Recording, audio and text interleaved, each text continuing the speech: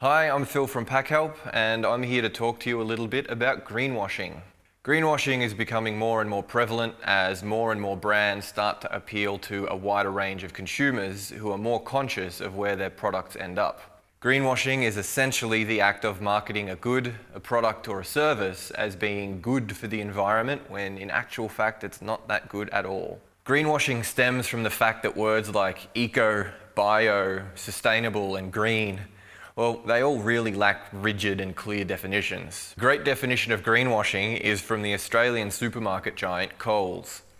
Back in 2018, they stopped distributing plastic bags at the checkout and instead started selling thick, heavy plastic bags under the assumption that consumers would keep these bags and reuse them again and again.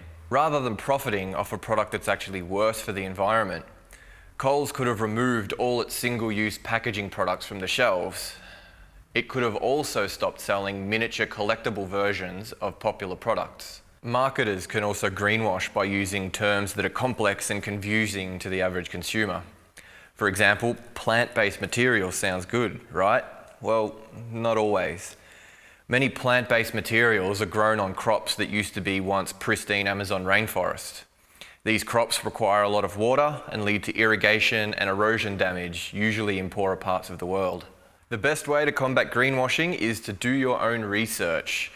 Certifications are great, so it's important that you take your own time and do your research and find out what works for you.